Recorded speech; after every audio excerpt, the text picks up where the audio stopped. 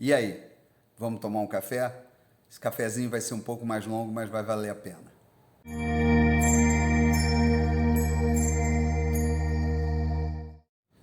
E o assunto de hoje é a diplomacia etílica. E por isso a gente vai ter que falar da guerra da Ucrânia e da sua complexidade. E para isso eu me baseei num texto escrito por um general suíço que foi membro do Serviço de Inteligência da OTAN. Já verifiquei a fonte, estou deixando aqui o link do artigo na íntegra que vocês possam estar lendo, mas vou fazer aqui um pequeno resumo, vou fazer algumas inserções para que as pessoas possam entender um pouco mais sobre a história desse conflito. Então, segundo o general, esse conflito começa lá em 2014 e o estopim foi exatamente o governo ucraniano que revogou uma lei da época lá da União Soviética que instituiu o russo como língua oficial da Ucrânia. Então, na Ucrânia, predominantemente se fala o ucraniano e o russo. Bom, essas regiões aí de Donbass e o sul da Ucrânia, que vai lá de Odessa até Mariupol, são lugares que falam predominantemente a língua russa. Isso sem contar a Crimeia. Mas a Crimeia foi exatamente invadida ali pelos russos, tomada pelos russos, até com apoio da população local. E tem um motivo dos russos terem entrado ali na Crimeia, porque a Crimeia garante aos russos o acesso ao Mar Negro, que é o único mar que não congela no inverno e que, por isso, é essencial para o comércio dos russos ali com a Europa e o resto do mundo. Bom, mas voltando ali para a Ucrânia, ao conflito, né, essas duas províncias de Lugansk e Donetsk, elas ficam numa região chamada Donbass, que exatamente faz fronteira com a Rússia. E cerca de 95% da população ali fala o russo. Então, o que eles queriam no início? Uma autonomia, exatamente para que não instituíssem leis próprias no local e que o russo fosse considerado também uma língua pátria, né? E como na Ucrânia me parece que nada é resolvido assim na boa, o governo ucraniano não gostou muito da ideia e partiu para a guerra para derrubar as lideranças que estavam nessa região e exatamente obrigar, né, que fosse introduzido ou o ucraniano fosse a única língua oficial ali daquela região, o que não faz o menor sentido. E aí começou-se a guerra ali, uma guerra que era para exatamente destituir as lideranças, né, haver o pulso forte ali da Ucrânia naquele lugar, mas só que essa guerra se prolongou. E houve muita resistência, né? A guerra começou a ficar pesada e acendeu o alerta da OTAN, que já vinha se expandindo, né, a leste, e ela desconfiou, né, que os russos estavam fornecendo armas para esse pessoal aí, desses revoltosos, e, bom, foram lá fazer a investigação e concluíram que não tinha muito fundamento, que isso não se confirmava, essa suspeita. E aí, mas quem estava então fornecendo armas para o pessoal, para os rebeldes, né?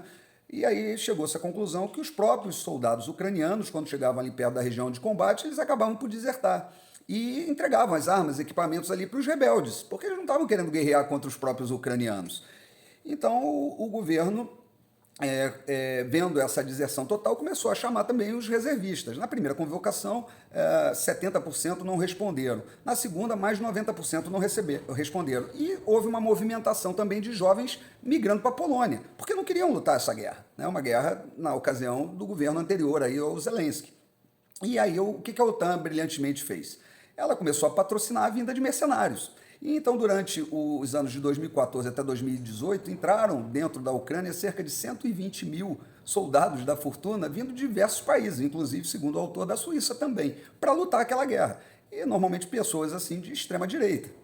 E eles se integraram a um regimento, né, o regimento Azov, da Ucrânia, que ele é famoso, as pessoas ostentam com orgulho participar desse regimento, que vem lá, tem a história desde a Segunda Guerra Mundial, combateram os nazistas e tal, mas eles levam lá um símbolo, inclusive, que é muito similar à SS, e além de serem de extrema direita, eles têm um componente antissemita, que, segundo o autor, também não é uma questão política, mas cultural, porque na época do Holodomor, o que aconteceu? Que foi aquela grande fome patrocinada pela Rússia, né, que confiscou os alimentos da Ucrânia, fazendo que grande parte da população, cerca de 3 milhões de pessoas, morressem de fome. Né? Naquela ocasião, a então KGB da época, né, antecessora da KGB, o serviço secreto lá, era essencialmente chefiado por judeus. Então isso criou esse espírito antissemita ali na região e explica esse comportamento. Então, por isso essa justificativa de combater o nazismo ali, mas na verdade não é bem uma filosofia nazista, e sim uma extrema-direita antissemita. E esse negócio do Azov, né, desse regimento, para vocês terem uma ideia, ele estava ali categorizado ali no ranking da ONU no mesmo nível do ISIS, do Estado Islâmico, devido às atrocidades, né, que eles cometem, crimes de guerra contra os inimigos. Quer dizer, é um grupamento extremamente violento. Então você tinha esse grupamento muito fiel ao governo que acabou sendo integrado por esses mercenários, né?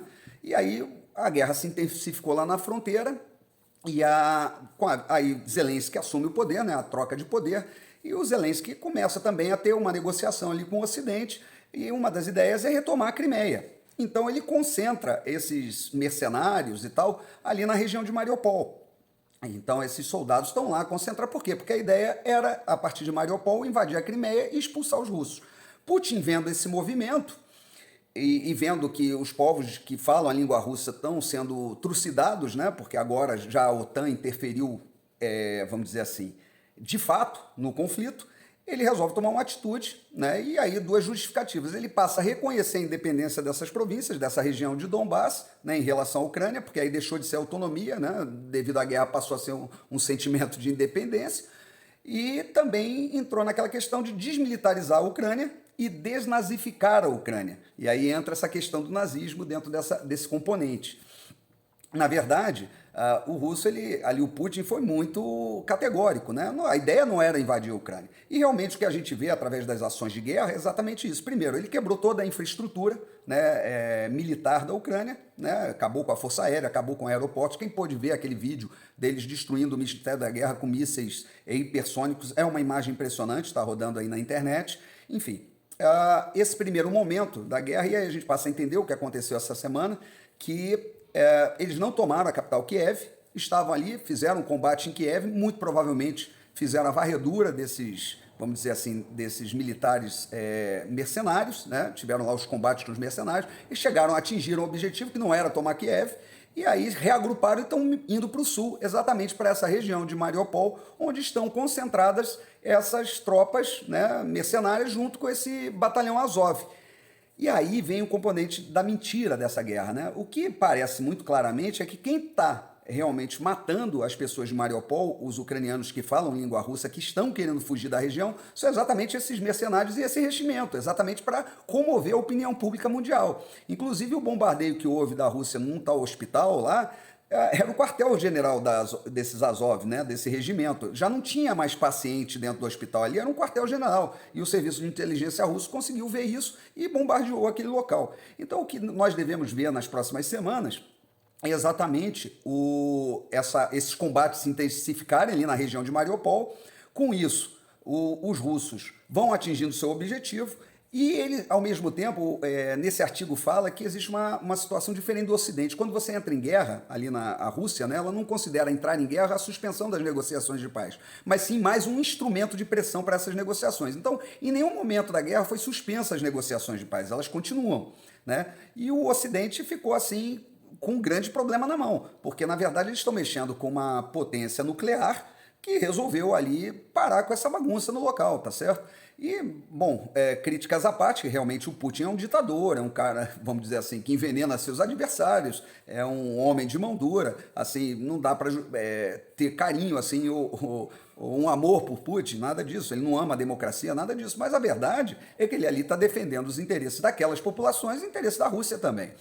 E o que deve encerrar isso daí é que, bom, as regiões de Donbass, né, que são as províncias de Lugansk e Donetsk, e mais Mariupol ali, junto com a Crimeia, que aí a Rússia, né, como eu falei no início do vídeo, a Crimeia, hoje, o acesso da Rússia para a Crimeia é por uma ponte, mas por Mariupol o acesso é por terra, né, essa região que está dentro ali do Mar Negro. E aí se consolida, né, uma nova, vamos dizer assim, uma nova geografia da região, que seria a inclusão dessas regiões, né, do sul da Ucrânia com a região de Donbass, e aí fazendo um novo país, ou então, vamos dizer, uma Ucrânia oriental, e aí teríamos uma Ucrânia ocidental, né, vamos dizer assim, bem ao exemplo da Alemanha, após a Segunda Guerra. Mas a verdade é que, nesse momento, os russos estão fazendo, sim, toda a estratégia, né, que eles tinham pensado exatamente para aquela região, que não é uma expansão territorial, muito pelo contrário, mas é uma afirmação geopolítica e defesa exatamente do interesse desses povos, do interesse comuns que eles têm com essas populações aí de língua russa. Bom, e aí a gente chega na democracia etílica, né, patrocinada ali para o nosso querido ex-presidiário Lula, que disse que para resolver esse problema era só sentar numa mesa de bar e tomar uma cerveja. Bom, para você ver o nível do nosso candidato a presidente, o nosso ex-presidiário Luiz Inácio Lula da Silva. Era isso que eu tinha para falar para vocês. Desculpe o vídeo alongado, um grande abraço e até a próxima.